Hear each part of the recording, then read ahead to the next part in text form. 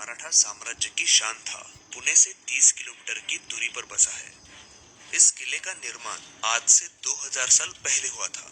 लेकिन इस किले का निर्माण किसने किया था, इसके बारे में इतिहासकारों के मत अलग-अलग है।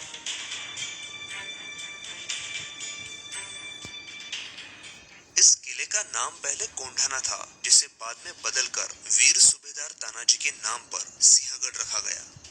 शिवाजी महाराज ने आदिल शाह के सेनापति सिद्दी अंबर को हराकर कोंढाना किले को अपने स्वराज में शामिल किया था। सन 1665 में राजे जयसिंह से लड़ाई के बाद शिवाजी राजे को पुरंदर के करार के अनुसार स्वराज्य के 23 किले मुगलों को देने पड़े, जिसमें कोंढाना भी शामिल था। जब ये किला मुगलों के अधीन था, तब औरंगजेब ने उदयभान राठौड़ को इस किले का किलेदार बनाया। 4 फरवरी 1670 की रात को तानाजी मालुसरे अपने 200 मावलों के साथ इस किले को जीतने के लिए निकल पड़े।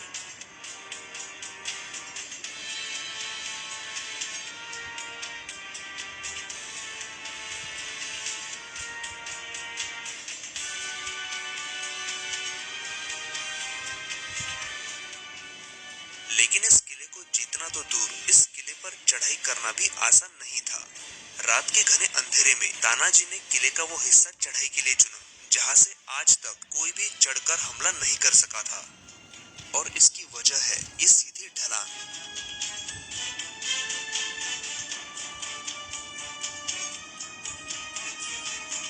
आप देख सकते हो कि दिन के उजाले में ही इसको चढ़ना नामुमकिन के बराबर है। तो जरा सोचिए कि कैसे रात के घने अंधेरे में तानाजी मालुसरे और उनके मावले यहाँ से चढ़कर ऊपर आए थे।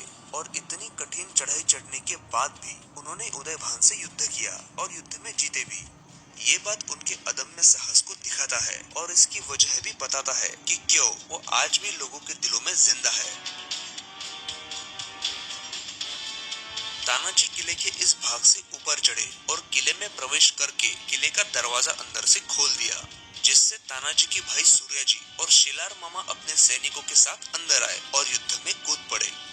उदयभान से लड़ते लड़ते तानाजी की ढाल टूटी, उनका एक हाथ भी टूट गया। फिर भी वो अपने हाथ पर कपड़ा बांधकर उदयभान की तलवार के वार झेलते रहे और आखिर में इस लड़ाई में उदयभान की हार हुई। जिस जगह पर उदयभान को मार गिराया था, उस जगह आज भी उदयभान राठौड़ का छोटा सा स्मारक बना हुआ है।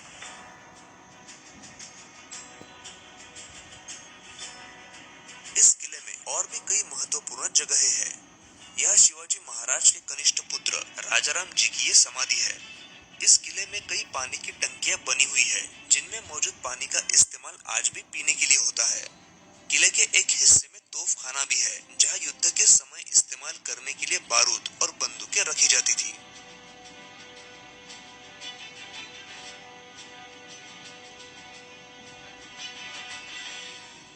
इस किले पर घोड़ों को बांधने के लिए भी एक खास जगह है, जो पहाड़ के अंदर तराशकर बनाई गई थी।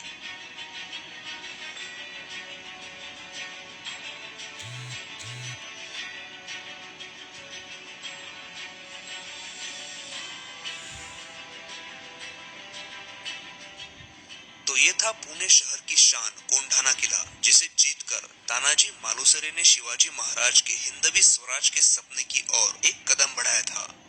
कोंढाना किला महाराष्ट्र के लोगों के लिए किसी मंदिर से कम नहीं है। अपने बेटे की शादी से भी ज्यादा महत्व जिसने अपनी मिट्टी को दिया, उस तानाजी मालुसरे की शौर्य गाथा को याद करते हुए कोंढाना पर आज भी उनकी पूजा की जाती है। सोचने वाली बात यह है कि तानाजी मालुसरे जैसे सूबेदार के लिए लोगों के दिलों में इतना प्रेम है, तो तानाजी जिन्हें अपना भगवान मानते थे, वो छत्रपति शिवाजी महाराज महाराष्ट्र के लोगों के दिल में कितनी श्रद्धा होगी। अगर आप छत्रपति शिवाजी महाराज के जीवन के रोमांचकारी और शौर्य से भरे किस्से जानना चाहते हैं, तो नीचे कमेंट करके जरूर बताइए।